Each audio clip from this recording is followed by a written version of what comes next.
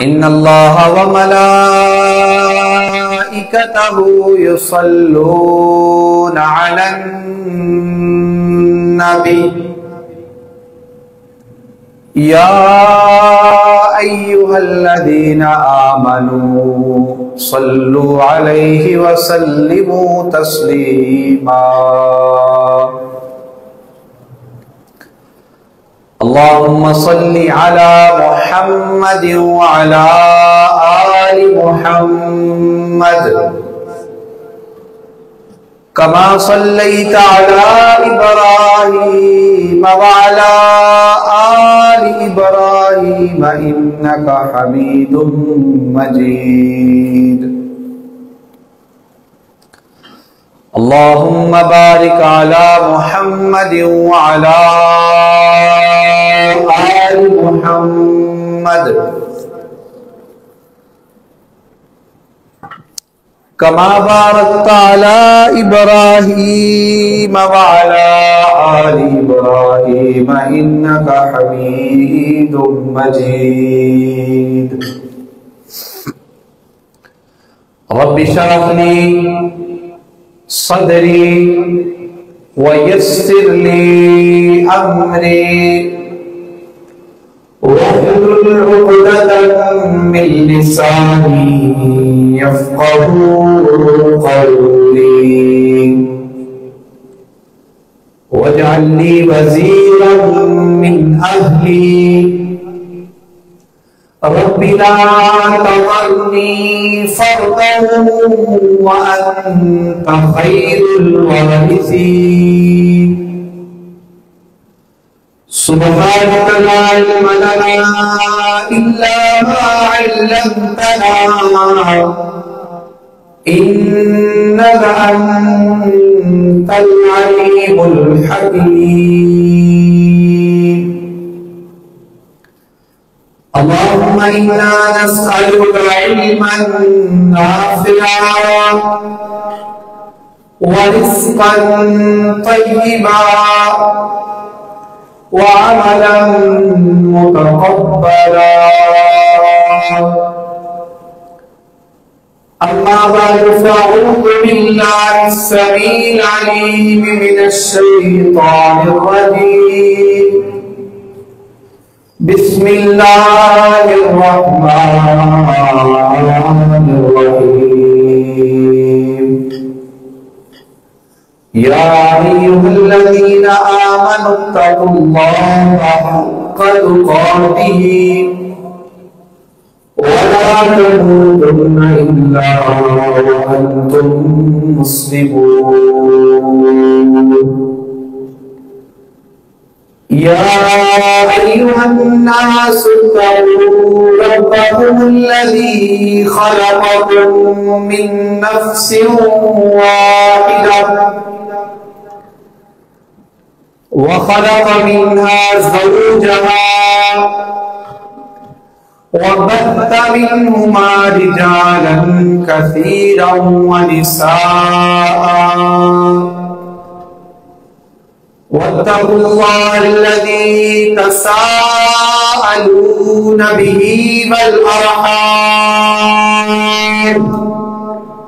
إن الله كان عليكم رقيبا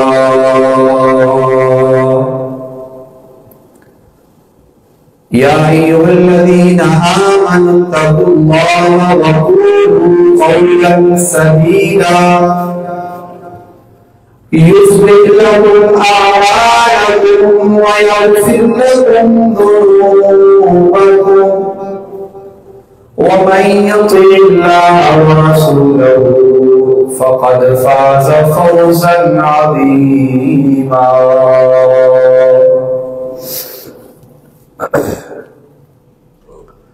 أما بعد فإن خير الحديث كتاب الله وخير الهدي هدي محمد صلى الله عليه وآله وسلم وشر الأمور محدثاتها وكل محدثة بدعة وكل بدعة ضلالة وكل ضلالة في النار. قال الله تعالى في القرآن المجيد والفرقان الحميد: أولئك على هدى من ربهم وأولئك هم المفلحون. یا الہی، جب تک میرے جسم میں جان رہے، میری یہ تمنا ہے کہ میرے لب پہ تیرا قرآن رہے، اور یہ تمنا ہے کہ اس دنیا میں کوئی کام کر جاؤں، اور یہ تمنا ہے کہ اس دنیا میں کوئی کام کر جاؤں، اگر توفیق ملے تو خدمت اسلام کر جاؤں۔ الہی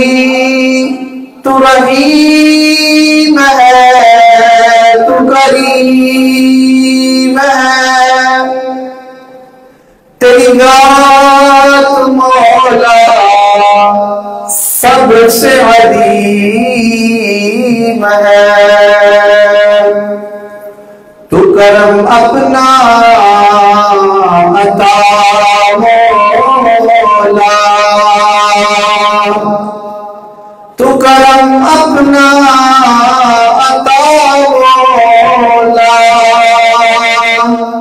تیرے کرم پہ ہم کو یقین ہے۔ ہر قسم کی حمد و ثنا، تمام قسم کی تعریفات، تمہیدات، تسبیحات اللہ وحدہ لا شریک کی بابرکت دار کے لیے خاص اور مختص ہیں، جو کل کائنات کا خالق، مالک، رازق، داتا، حاجت روا اور مشکل کشا ہے۔ لاکھوں کروڑوں درود و سلام امام الانبیاء، حبیب کبریاء، خاتم الانبیاء، پیارے پیغمبر جناب محمد الرسول اللہ صلی اللہ علیہ وآلہ وسلم کی رات مقدسہ، مطہرہ، مشرفہ، مکرمہ پر حمد و ثنا اور درود و سلام کے بعد رحمت اور بخشش کی دعا آل رسول، اہل بیت، اصحاب رسول رضوان اللہ علیہم اجمعین، تابعین اعظام، ائمہ اربعہ، ائمہ حدیث، اولیاء دین، علماء دین، بزرگان دین رحمہم اللہ تعالی کے لیے، اور دعا ہے کہ اللہ جل جلالہ میری اور آپ تمام احباب کی جمعۃ المبارک کی حاضری اپنی بارگاہ میں قبول و منظور فرما لیں۔ میرے سنانے کے بعد، آپ تمام احباب کے سننے کے بعد اللہ مجھے اور آپ سب کو عمل کی توفیق عطا فرمائے، اور دعا ہے جو بیمار ہیں اللہ اپنی رحمت کے ساتھ انہیں شفا عطا فرمائے، جو پریشان حال ہیں اللہ ان کی پریشانیوں کو دور فرمائے، جو بے روزگار ہیں اللہ اپنی رحمت کے ساتھ انہیں حلال رزق عطا فرمائے۔ واجب الاحترام بزرگوں، دوستوں، بھائیوں، نوجوان ساتھیوں، نہایت ہی ادب و احترام کے لائق اسلامی روحانی ماں اور بہنوں، قرآن مجید فرقان حمید وہ کتاب عظیم ہے جس کو پڑھنا، سمجھنا، سیکھنا، سکھانا یہ باعث ثواب ہے۔ رحمت کائنات پیارے پیغمبر جناب محمد رسول اللہ صلی اللہ علیہ وآلہ وسلم نے قرآن پڑھنے کا ثواب بھی بتایا،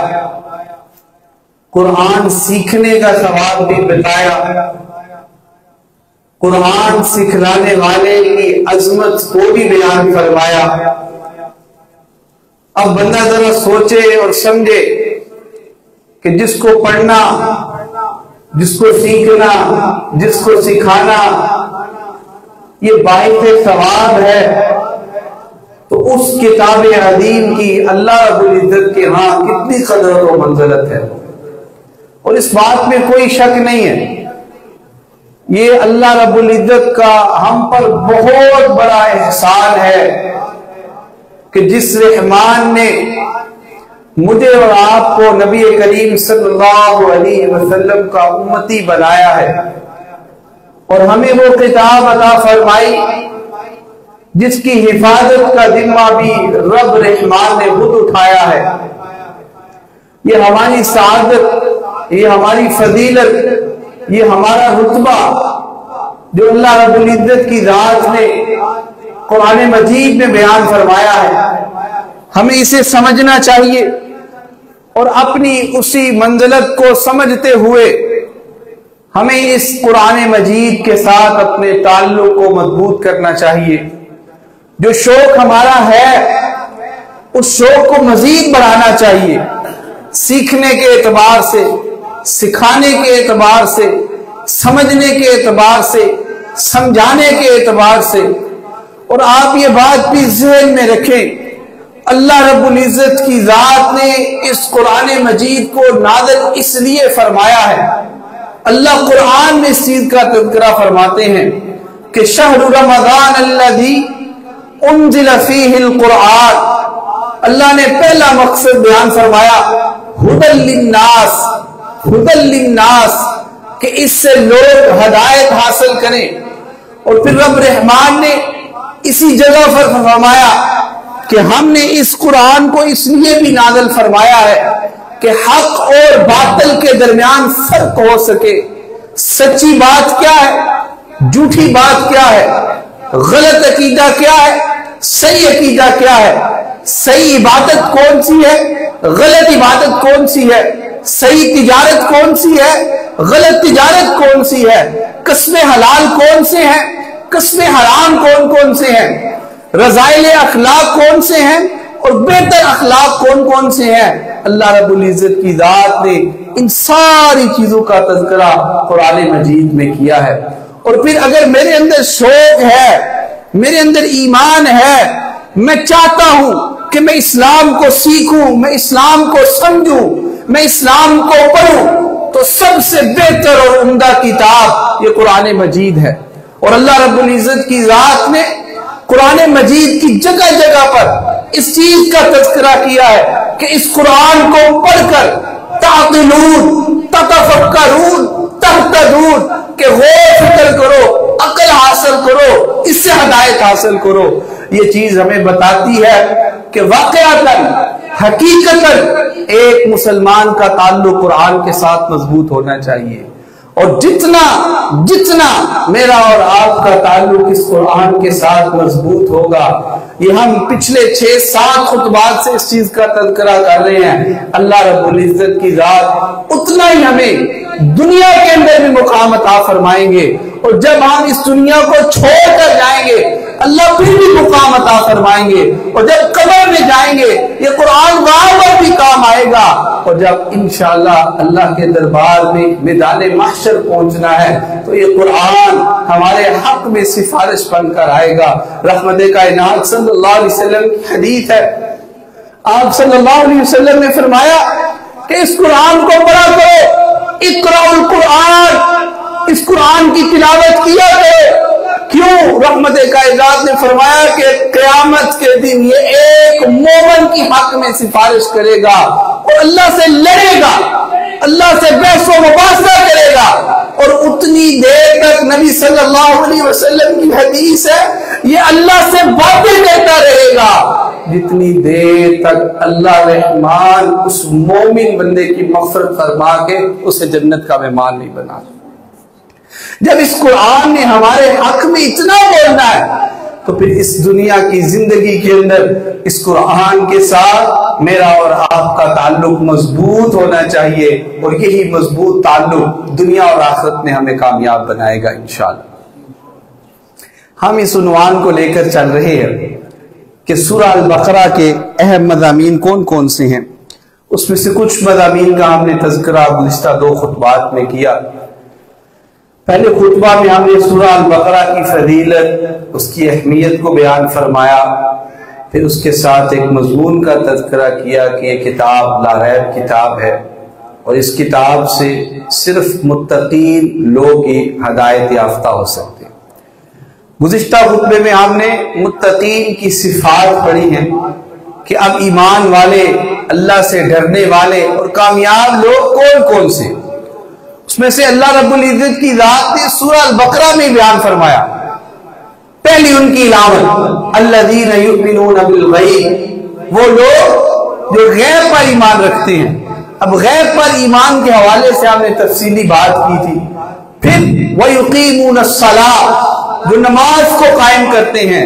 اور پھر آخر پر ہم نے وَمِمَّا رَزَقْنَاهُمْ يُنْفِقُونَ، جو اللہ رب العزت نے عطا فرمایا ہے اس میں سے وہ خرچ کرتے ہیں۔ یعنی کہ متقی لوگوں کی 3 صفات کا تذکرہ کیا، پہلی غیب پر ایمان، دوسرا نماز کو قائم کرنا، اور تیسرا جو اللہ رب العزت کی ذات نے عطا فرمایا ہے اس میں سے اللہ کی راہ میں خرچ کرنا۔ پھر اللہ رب العزت کی ذات نے اس سے نیچے والی آیت میں فرمایا والذین یؤمنون بما انزل الیک وما انزل من قبل، ایمان والوں کا، متقی لوگوں کا یہ ایک صفت ہے ان کی جو اللہ رب العزت کی ذات نے بیان فرمائی ہے کہ والذین یؤمنون بما انزل الیک، وہ ایمان رکھتے ہیں اس پر جو ہم نے آپ پر نازل فرمایا۔ اب نبی کریم صلی اللہ علیہ وسلم پر 2 ہی چیزیں اللہ تعالیٰ نے نازل فرمائی ہیں، ایک یہ قرآن مجید اور دوسرا آپ صلی اللہ علیہ وسلم کی سنتیں، آپ صلی اللہ علیہ وسلم کی احادیث۔ تو متقی لوگوں کی علامت ہے کہ ان کا قرآن پر اور رحمت کائنات صلی اللہ علیہ وسلم کی احادیث پر یقین ہوگا اور ایمان ہوگا، اور یہ بات ذہن میں رکھیں کہ جتنی دیر تک ایک مومن، ایک مسلمان قرآن اور حدیث کو فالو نہیں کرے گا،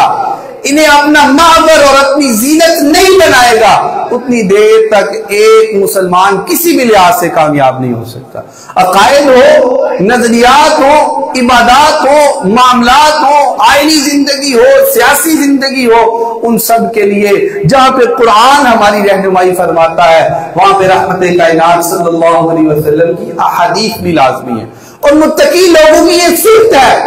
کہ وہ یہ بات نہیں کہتے کہ ہم نے صرف قرآن کو ماننا ہے اور نبی کریم صلی اللہ علیہ وسلم کی احادیث کا ہم انکار کر دیتے۔ جب ایک بندہ مومن یہ کہے کہ میں قرآن کو مانتا ہوں، میں نبی کریم صلی اللہ علیہ وسلم کی احادیث کو نہیں مانتا، اس کا ایمان ہی مکمل نہیں ہوتا۔ ایمان کی تکمیل کے لیے یہ دونوں چیزیں ضروری ہیں، اور اللہ رب العزت کی ذات نے سورہ البقرہ کے آغاز میں صفت کو بیان فرمایا کہ یہ متقی لوگوں کی صفت ہے کہ وہ قرآن پر بھی یقین رکھتے ہیں اور رحمت کائنات صلی اللہ علیہ وسلم کی احادیث پر بھی یقین رکھتے ہیں۔ اور آپ ایک بات ذہن میں رکھیں اور اپنے بچوں کو یہ بات سکھائیں اور سمجھائیں،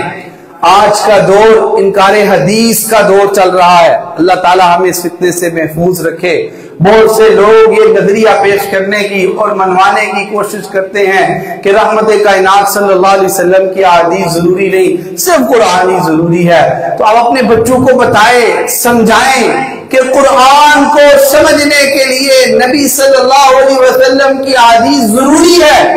اس کے بنا ہم قرآن کو بھی نہیں سمجھ سکتے. اور اس کی متعدد مثالیں ہم نے پہلے بھی سمجھنے کی کوشش کی ہے کہ اللہ تعالیٰ نے قرآن میں صرف کہا وَأَقِیمُوا الصَّلَاةَ کہ نماز کو قائم کرو. اب پورے قرآن مجید میں اس چیز کا تذکرہ ہمیں نہیں ملے گا کہ ہم نے نماز کو کیسے پڑھنا ہے, رکوع میں جانے کا طریقہ کیا ہے, سجدے میں کون کون سی چیزیں زمین پر لگانی ہے, سجدے میں کون کون سی دعا پڑھنی ہے, تشہد میں بیٹھنے کا طریقہ, سلام پھیرنے کا طریقہ, یہ ساری کی ساری چیزیں اگر ہمیں ملے گی تو رحمت کائنات پیارے پیغمبر جناب محمد رسول اللہ صلی اللہ علیہ وسلم کی احادیث سے ملے گی. لہٰذا ایک مومن کے لیے لازمی اور ضروری دو چیزیں ہیں, ایک رحمان کا قرآن اور دوسرا رحمت کائنات صلی اللہ علیہ وسلم کی احادیث. یہ متقی لوگوں کی صفت ہوتی ہے اور یہ بات ذہن میں رکھے. اگر ہم کہیں کہ قرآن ناریب کتاب ہے, اس میں کوئی شک نہیں. اگر ہم کہیں کہ قرآن کے بنا ہماری کامیابی نہیں, اس میں کوئی شک نہیں. اگر ہم کہیں کہ قرآن قیامت کے دن ہماری سفارش کرے گا, اس میں کوئی شک نہیں. لیکن اگر ہمارا نظریہ یہ بن جائے کہ قرآن تو لاریب ہے, قرآن ہماری سفارش کرے گا, قرآن بڑی عظمت والی کتاب ہے, لیکن ہم نبی کریم صلی اللہ علیہ وسلم کی حدیث کا انکار کرتے ہیں, جب بندہ اس عقیدے کو بیان کرے گا تو آپ سمجھ لیجیے وہ قرآن کا بھی انکار کر رہے ہیں. اللہ تعالیٰ نے قرآن مجید میں جگہ جگہ کیا فرمایا, یا ایھا الذین آمنوا اطیعوا اللہ واطیعوا الرسول, اور ایک جگہ پر فرمایا جس نے میرے رسول کی اطاعت کی اس سے میری اطاعت کی. اب نبی صلی اللہ علیہ وسلم کی اطاعت کیا ہے, آپ صلی اللہ علیہ وسلم کی اطاعت آپ صلی اللہ علیہ وسلم کی حدیث ہے. اور رحمت کائنات صلی اللہ علیہ وسلم کی اس حدیث کو نہ بھولیں جو آپ صلی اللہ علیہ وسلم نے بیان فرمائی کہ قیامت کے دن کچھ ایسے لوگ ہوں گے, میں اپنی امت کو پہچان لوں گا کہ ان کے وضو کے اعضاء چمک رہے ہوں گے قیامت کے دن. اور قیامت کے دن آپ صلی اللہ علیہ وسلم نے فرمایا میری امت سب سے بڑی امت ہوگی اور ان کے وضو کے اعضاء چمک رہے ہوں گے. جامع کوثر پر جب میں حوض کوثر پلا رہا ہوں گا تو میری امت میرے سامنے ہوگی, لیکن اچانک درمیان میں پردہ حائل ہو جائے گا. میں اللہ سے پوچھوں گا, اللہ حوض کوثر میں جام موجود ہے, ابھی ہمارے پاس جو ہے میری امت کے لوگ بھی موجود ہے اور میرے ہاتھوں میں سطوت اور قوت اور طاقت بھی موجود ہے, لیکن یہ درمیان میں پردہ کیوں حائل ہوا ہے؟ اللہ بتائیں گے. رحمت کائنات پیارے پیغمبر جناب محمد رسول اللہ صلی اللہ علیہ وسلم کو کہ یہ آپ کی امت کے وہ لوگ ہیں جنہوں نے آپ کے آنے کے بعد آپ کے دین حنیف کو تبدیل کر دیا تھا. تو لہذا سنت رسول صلی اللہ علیہ وسلم کے ساتھ محبت کرنا یہ ہمارے ایمان کا حصہ ہونا چاہیے. جب ہمیں پتہ چل جائے کہ رحمت کائنات صلی اللہ علیہ وسلم کی حدیث ہے, آپ صلی اللہ علیہ وسلم کی یہ سنت ہے, وہ نماز کے معاملے میں ہو, وہ کسی بھی حوالے سے ہو, وہ تجارت معیشت کے حوالے سے ہو, اسے ہمیں اپنی زندگی کا حصہ بنانا چاہیے. اور اگر ہم اس حدیث کا انکار کر رہے ہیں تو سمجھ لیجئے کہ ہم رحمت کائنات صلی اللہ علیہ وسلم کے انکار کے ساتھ ساتھ اللہ کے قرآن کا بھی انکار کر رہے ہیں. تو ایمان والوں کی صفت یہ ہے, متقی لوگوں کی صفت یہ ہے. اللہ تعالیٰ نے قرآن میں فرمایا والذین یؤمنون بما انزل الیک, وہ ایمان لاتے ہیں اس چیز پر جو ہم نے آپ پر نازل فرمایا. پھر اللہ فرماتے ہیں وما انزل من قبل, اور اہل ایمان کا اس پر بھی ایمان ہے جو اللہ رب العزت کی ذات نے آپ سے پہلے کتابوں کو نازل فرمایا تھا. ہم تو رات کو مانتے ہیں اللہ کی کتاب, انجیل کو مانتے ہیں اللہ کی کتاب, زبور کو مانتے ہیں اللہ کی کتاب, صحیفہ ابراہیمی کو ہم مانتے ہیں کہ اللہ کی طرف سے آئے, موسیٰ علیہ السلام کو کتاب کے علاوہ جو صحیفے ملے ہم ان کو مانتے ہیں. اللہ رب العزت کی ذات نے لقمان علیہ السلام کو جو حکمت اور دلائی عطا فرمائی ہم اس کو مانتے ہیں. خضر علیہ السلام کو جو اللہ تعالیٰ نے علم عطا فرمایا ہم اس کو مانتے ہیں. کوئی بھی مسلمان آپ کو دنیا کے اندر کبھی بھی نظر نہیں آئے گا کہ اس نے تورات کی توہین کی ہو, اس نے انجیل کی توہین کی ہو, اس نے زبور کی توہین کی ہو,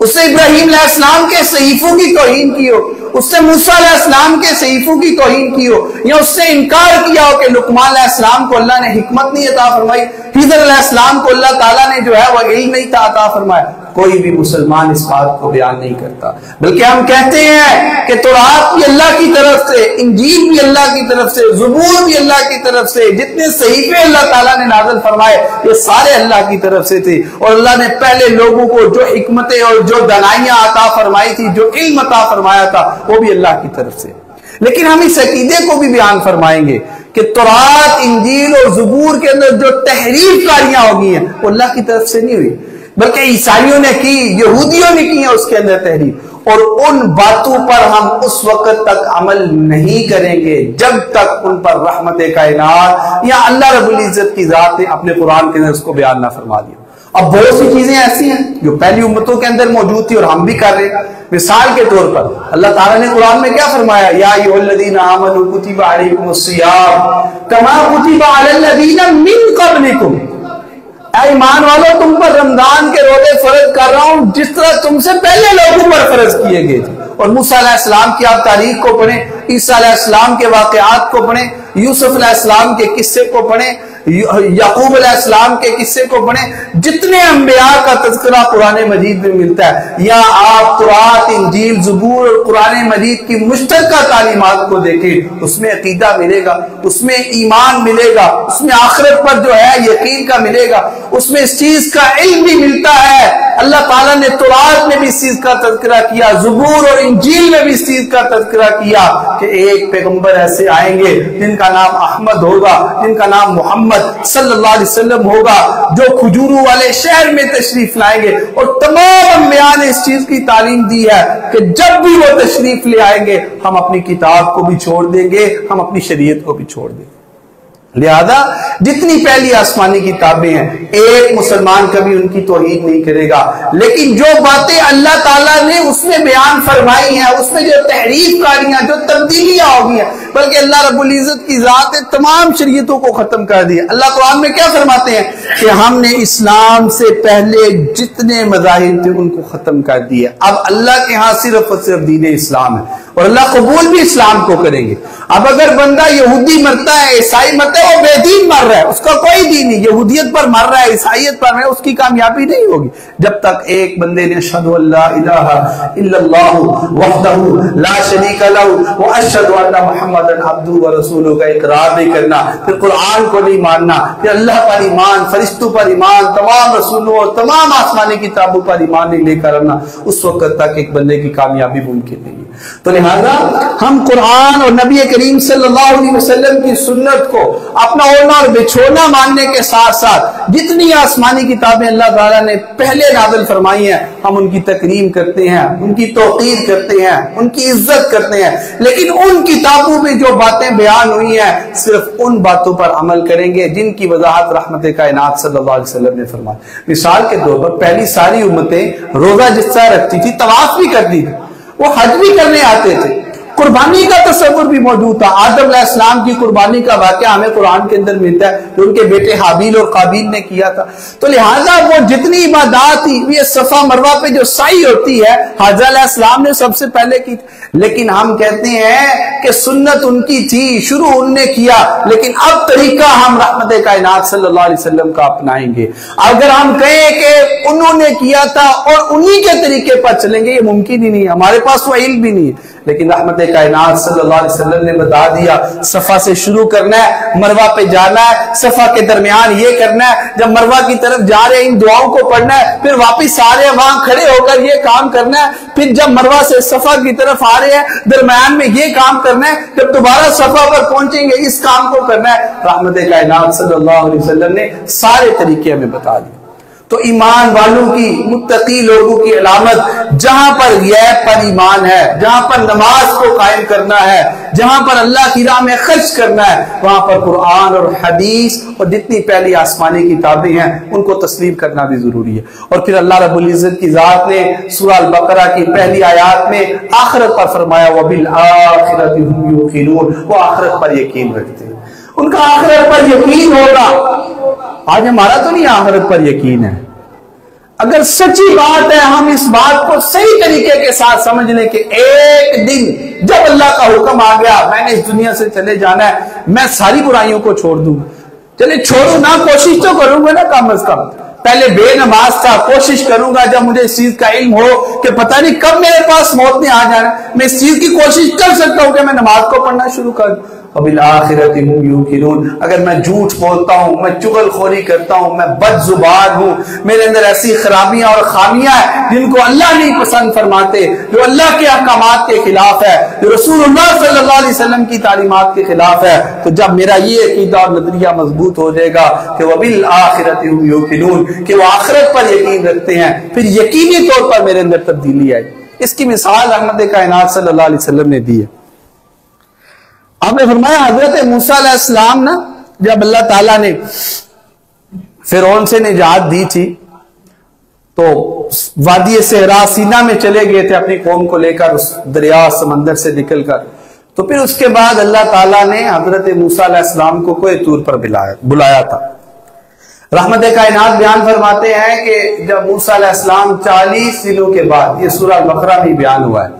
40 دنوں کے بعد واپس آئے تو کسی نے کہا کہ آپ کی وہی قوم جو اللہ کی رحمت اور برکت کے ساتھ اس طوفان سے بچ گئی، فرعون سے بچ گئی، انہوں نے دوبارہ شرک کرنا شروع کر دیا۔ یہ بات میں سمجھا رہا ہوں کہ ایک بندہ بات کو سنتا ہے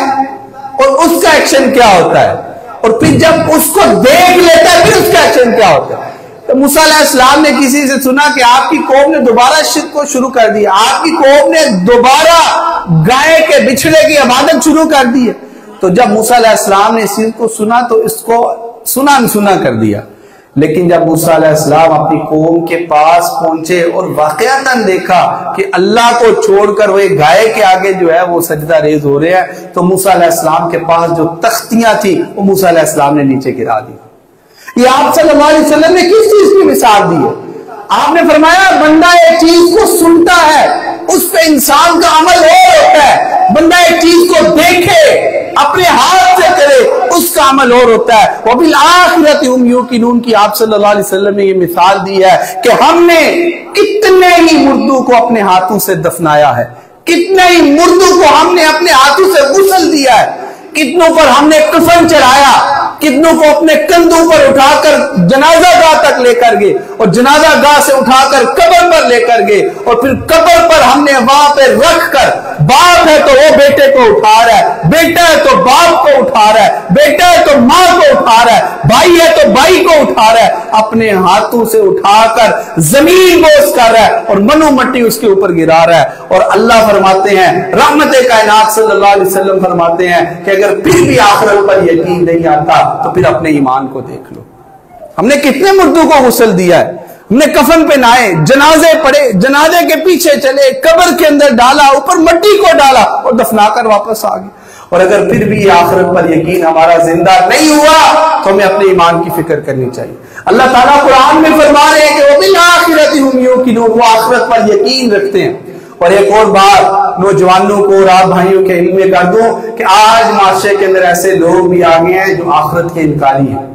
اور یہ باقاعدہ طور پر نظریہ بیان کیا جاتا ہے، جن کو منکرین آخرت کہا جاتا ہے۔ وہ کہتے ہیں بندہ جب مر جاتا ہے اس کے بعد اس کا کھاتا ہی ختم ہو جاتا ہے۔ مثال کیا دیتے ہیں، بلب آپ کے گھر میں لگا ہوا ہے، ٹوٹ جائے، فیوز ہو جائے، وہ بیکار ہو جاتا ہے۔ کہتے ہیں کہ آدمی بھی مر جائے، بندہ بھی مر جائے تو بندہ بھی بیکار ہو جاتا ہے۔ لیکن ایک مسلمان کا عقیدہ کیا ہے، کیف تکفرون باللہ وکنتم امواتا فاحیاکم ثم یمیتکم ثم یحییکم ثم الیہ ترجعون۔ ہم ماں کے پیٹ کے اندر مردہ تھے، اس اللہ نے ہمیں زندہ کیا تھا، ہم اس زمین کے اندر آئے ہیں، اپنی زندگی کو گزار رہے ہیں، اللہ پھر ہمیں مار دے گا،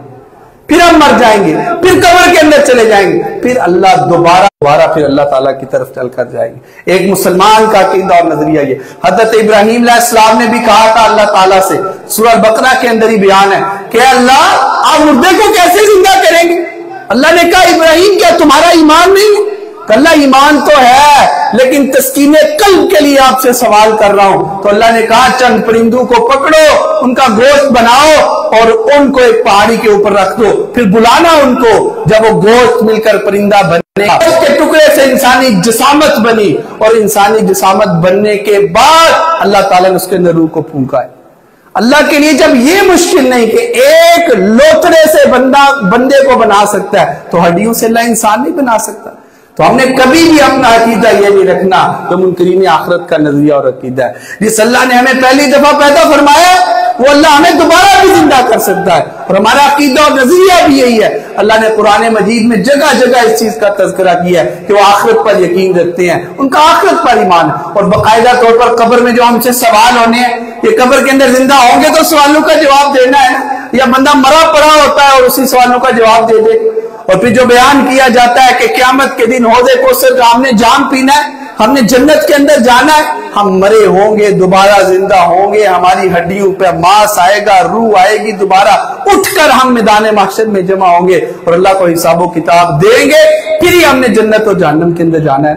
تو اس لیے کبھی بھی ہمارا نظریہ یہ نہیں ہونا چاہیے جو منکرین آخرت کا ہے. آخرت پر یقین رکھنا یہ ایمان والوں کی علامت ہے. تو آج کا سبق یہی ہے, اللہ تعالیٰ نے جو ایمان والوں کی علامات بیان فرمائی ہیں, سب سے پہلے نمبر پر ان کا غیب پر ایمان ہوتا ہے, یعنی کہ عقیدہ توحید پر وہ قائم ہوتے ہیں, اور عقیدہ توحید کے بعد وہ نماز کو قائم کرتے ہیں, پھر اللہ کی راہ میں خرچ کرتے ہیں, پھر جو اللہ تعالیٰ نے نبی کریم صلی اللہ علیہ وسلم پر نازل فرمایا یعنی قرآن اور حدیث, ان پر ان کا ایمان ہوتا ہے. اور جو اللہ رب العزت کی ذات نے نبی کریم صلی اللہ علیہ وسلم سے پہلے آسمانی کتابوں کو نازل فرمایا, ان پر بھی ایمان ہوتا ہے. اور آخر پر اللہ فرماتے ہیں وبالآخرۃ هم یوقنون, وہ آخرت پر بھی یقین رکھتے ہیں. اور اللہ تعالیٰ نے اس آیت کریمہ کے بعد بیان فرمایا اولئک علی ھدی من ربہم واولئک هم المفلحون, یہی لوگ ہدایت والے ہیں. کون سے لوگ ہدایت والے ہیں؟ کون سے لوگ ہدایت والے ہیں؟ یار ان دسے آئیے, کون سے لوگ ہدایت پر ہیں؟ جن کا غیب پر ایمان ہے وہ لوگ ہدایت پر ہیں, جو نماز کو قائم کرتے ہیں وہ ہدایت پر ہیں, جو اللہ کی راہ میں مال خرچ کرتے ہیں وہ ہدایت پر ہیں, جو رسول اللہ صلی اللہ علیہ وسلم کی تعلیمات اور قرآن پر ایمان رکھتے ہیں وہ ہدایت پر ہیں, جو پہلی آسمانی کتابیں نازل ہوئی ہیں ان پر ان کا ایمان ہے وہ ہدایت پر ہیں. اور اللہ آخر پر فرماتے ہیں کہ جن کا آخرت پر یقین ہے وہ ہدایت والے. پھر اللہ صرف یہی نہیں فرماتے ہدایت پر, اللہ فرماتے ہیں اولئک علی ھدی من ربہم واولئک هم المفلحون, یہی لوگ ہدایت پر ہے. اگلا سبق ہے تہاڈا, کون سے لوگ ہدایت پر ہیں؟ اور پھر اللہ فرما رہے ہیں کہ یہی لوگ کامیاب ہوں گے. کون سے لوگ؟ بتا دیتا ہوں, وہ لوگ جو غیب پر ایمان رکھیں گے, جو نماز کو قائم کریں گے, جو اللہ کی راہ میں مال خرچ کریں گے, جن کا اللہ پر یعنی کہ کتاب پر رسول اللہ صلی اللہ علیہ وسلم کی تعلیمات پر ایمان ہے, اور جو پہلی آسمانی کتابیں نازل ہوئی اور ان کا آخرت پر یقین ہے. اللہ قرآن میں فرما رہے ہیں کہ میں ان کو ہدایت بھی دوں گا اور میں ایسے لوگوں کو کامیاب لوگوں کی صف میں بھی شامل فرماؤں گا. اللہ سے دعا ہے کہ یہ تمام کے تمام عقائد اور اعمال میری زندگی کے اندر اور آپ کی زندگی کے اندر بھی شامل فرما دے. پھر اللہ کے فرمان کے مطابق ہم ہدایت والے بھی ہوں گے اور ہم کامیاب بھی ہوں گے. اللہ مجھے اور آپ کو عمل کی توفیق عطا فرمائے. قل ان صلاتی و نسکی و محیای و مماتی للہ رب العالمین.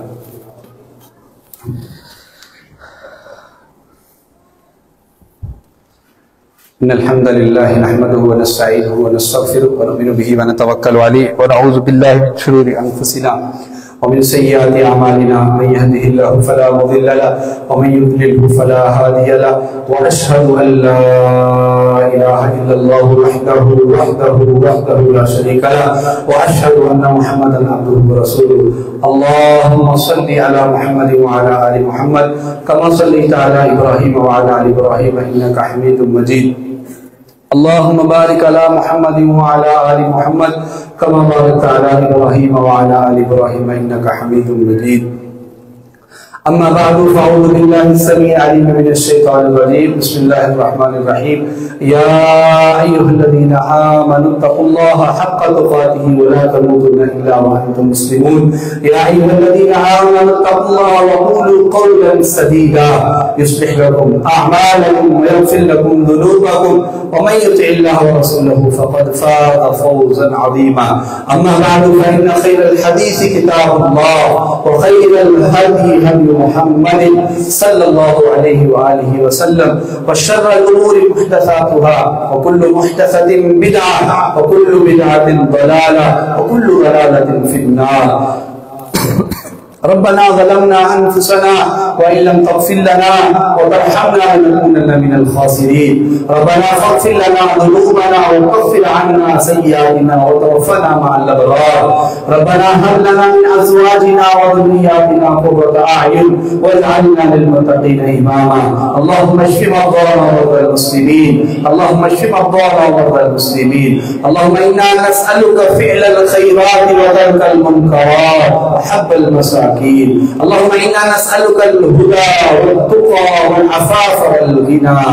اللهم اجعل القرآن ربيع قلبي ونور صدري وجلاء حزني وذهاب همي. اللهم اعز الإسلام والمسلمين وأذل الشرك والمشركين ودمر أعداء الدين. اللهم انصر الإسلام والمجاهدين في كل مكان. ربنا آتنا في الدنيا حسنة وفي الآخرة حسنة وقنا عذاب النار. رب اجعلني مقيم الصلاة ومن ذريتي. ربنا وتقبل دعاء. ربنا اغفر لي ولوالدي وللمؤمنين يوم يقوم الحساب. ربنا اغفر لنا ولوالدينا ولأساتذتنا ولجميع المؤمنين والمؤمنات. سبحان ربك رب العزة عما يصفون وسلام على المرسلين والحمد لله رب العالمين.